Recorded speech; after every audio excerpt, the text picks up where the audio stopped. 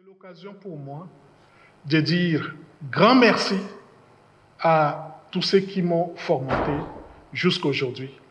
C'est un merci éternel.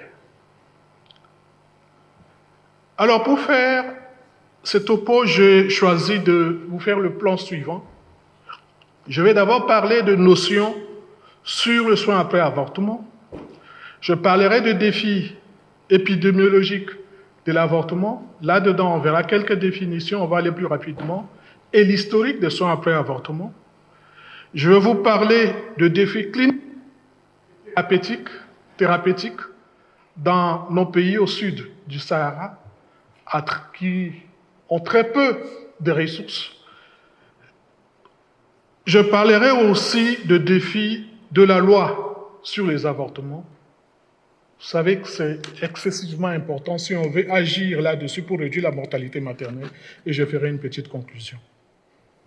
Le soin après avortement est l'ensemble de prestations de services complets visant à prévenir et à traiter l'avortement, qu'elle soit spontanée ou provoquée, mais surtout ses complications. Par rapport aux définitions, je vais pratiquement survoler. Vous voyez la définition de l'avortement spontané, c'est-à-dire c'est un avortement non provoqué. L'avortement provoqué, c'est un avortement qui survient à la suite de manœuvres instrumentales. Il y a aussi l'avortement provoqué, mais légal, c'est l'avortement thérapeutique, c'est ce que nous pratiquons dans nos formations sanitaires, et l'avortement eugénique. Par rapport à l'historique de soins après avortement, tout a commencé dans les années 90, lors de plusieurs conférences qui avaient pour thème principalement les droits des femmes et des enfants, la maternité sans risque, l'initiative sur la santé des femmes. Ainsi, ces conférences ont eu lieu sur le plan mondial, à New York, en Vienne et à Beijing. Sur le plan régional, on a eu des conférences à Nairobi, à Niamey et à Ouagadougou. En 1991, c'est là où apparaît le concept de soins après avortement, utilisé pour la première fois par une organisation non gouvernementale qu'on appelle AIPAS. En 1993, il y a eu formation de consortium formé de plusieurs agences qui ont insisté sur ce terme et ont commencé à vulgariser cette notion de soins après avortement, qui avait pour but de faire la promotion comme stratégie efficace pour la santé publique, mais surtout pour sauver les femmes. Les soins après avortement ont des composantes. Il y en a 5. Il y a d'abord le traitement en urgence. On va revenir là-dessus tout à l'heure. Le service de planification familiale, parce qu'une femme qui fait un avortement, vous traitez, il faut absolument l'orienter vers un service de planification familiale, parce que si vous la laissez partir, elle va vous revenir 3 mois après avec une autre grossesse. Autre composante, c'est des partenariats avec la communauté. Cela pour éviter des stigmatisations, parce que l'avortement est considéré chez nous, dans notre société, pratiquement comme un péché. On ne parle pas de cela. Il y a le lien avec les autres services de SR. Il ne faut pas laisser ce qu'on appelle des occasions manquées.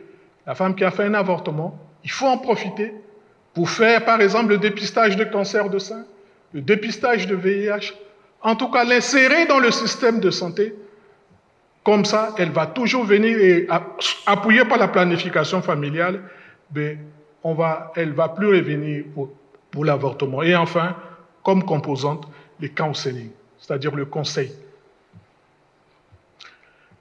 Quel est le défi épidémiologique lié aux soins après avortement? On sait que l'avortement est responsable chaque année de 25 millions. Chaque année, il y a donc 25 millions d'avortements à risque dans le monde. Et 70 000 femmes meurent chaque année suite à une complication d'un avortement à risque. Un décès sur 8 lié à la grossesse est dû à l'avortement à risque. Et dans nos régions, on pense que, selon plusieurs études, que les avortements sont à la cause du décès maternel dans 8 à 18%. En République centrafricaine, elle est de 30%. 30 millions de couples n'ont pas l'accès à des éventails complets de méthodes modernes de planification familiale dans nos pays, en Afrique. Nous avons réalisé une étude en République centrafricaine qui appuie tout ce que nous venons de dire. Il ressort de cette étude que les complications d'avortement, il y a d'abord, je vais d'abord commencer par le taux de mortalité maternelle. En République centrafricaine, le taux de mortalité maternelle est de 829 décès pour 100 000 naissances vivantes. Et donc l'avortement, comme j'avais dit si haut, était responsable de 25% de causes de décès maternels en 2010, mais en 2014, elle était de 33% comme cause de décès maternels.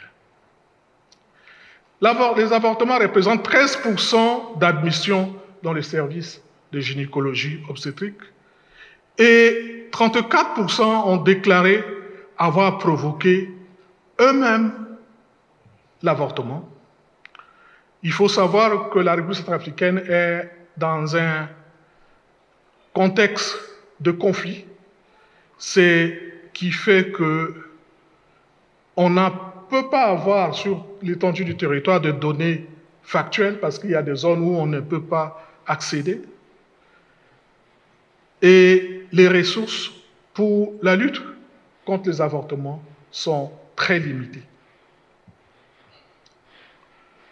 Par rapport aux défis cliniques et thérapeutiques, nous nous sommes appesantis seulement sur les complications. D'abord, il faut faire un bilan initial. Ce bilan initial permet de dépister des complications immédiates pouvant mettre la vie de la femme en danger. Pour cela, il faudrait rechercher automatiquement des signes de gravité, évaluer les signes de choc, évaluer les signes de saignement, rechercher activement des signes d'infection. Par rapport, toujours dans l'évaluation, rechercher des signes liés à l'état de choc, notamment en mesurant le pouls, qui est souvent faible, très accéléré, prendre la tension artérielle, voir ses conjonctives, toucher la peau pour voir s'il y a de sueur froide, compter la respiration qui souvent est supérieure à 30 mouvements par minute. Souvent, c'est des femmes anxieuses, agitées, et deux fois, on peut les avoir avec perte des connaissances. Toujours dans les complications, il y a de saignements, souvent graves. On peut avoir aussi des signes liés à la septicémie, le sepsis. On peut avoir aussi des lésions intra-abdominales, donc avec nausées, vomissements, fièvre, douleurs abdominales, crampes, en tout cas des signes d'irritation péritonéale. Alors, qu'est-ce qu'il faudrait faire? Après l'admission et l'évaluation initiale, s'il y a l'état de choc, on passe à la réanimation. Quand il y a l'hémorragie, c'est l'aspiration manuelle intra-utérin. Quand la patiente est stable, on peut faire un traitement médicamenteux. Là, c'est les éléments canules d'aspiration manuelle intra-utérin. Dans le traitement médicamenteux, on utilise le nifepristol et le misoprostol. Mais ce défi thérapeutique, clinique et thérapeutique, est bloqué, est gêné en quelque sorte par, premièrement, l'indisponibilité de moyens thérapeutiques dans toutes nos formations sanitaires. Souvent, ces moyens, on les retrouve seulement au niveau de centres hospitaliers universitaires ou des hôpitaux de district. Mais quand on arrive au niveau de centre de santé, on ne peut pas avoir ça. Il y a le non-respect des protocoles. La formation, il y a aussi un problème de formation des agents de santé. La formation reste plus théorique. Pour la plupart des temps, on ne supervise pas et non, on ne fait pas le monitoring.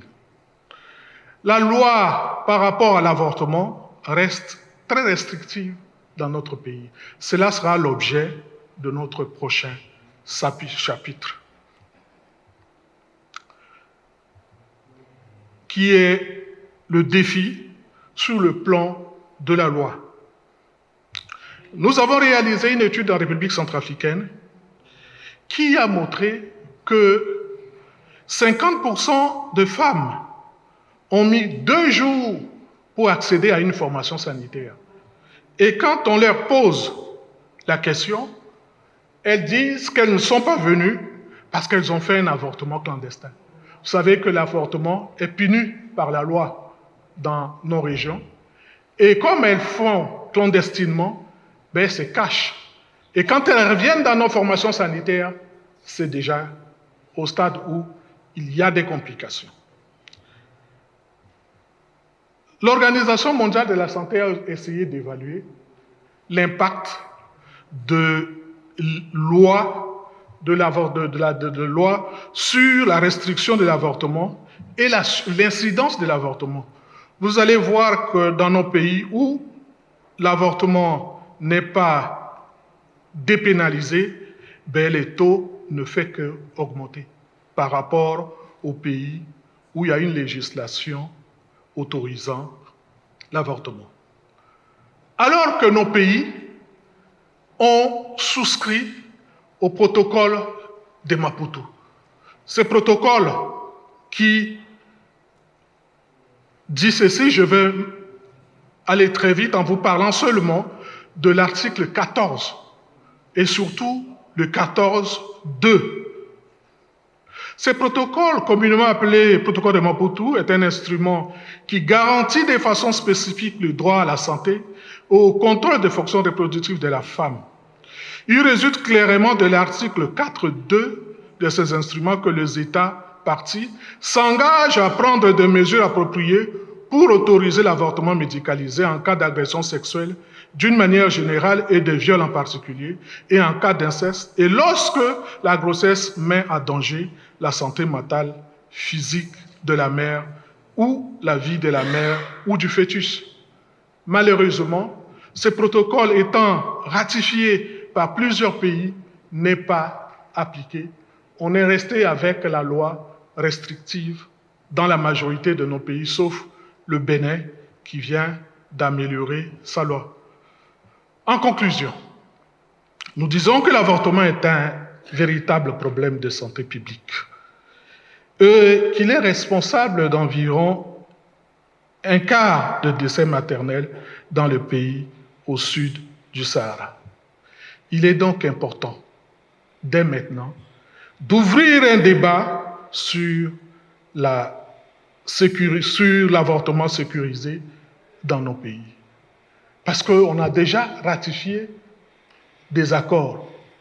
Et il faudrait que cet accord ratifié puisse être traduit, implémenté dans nos pays pour que les femmes qui ne désirent plus avoir une maternité, puissent être sauvées. Parce qu'en faisant cela, au lieu de donner la vie à un enfant, elles vont perdre leur vie. Je vous remercie.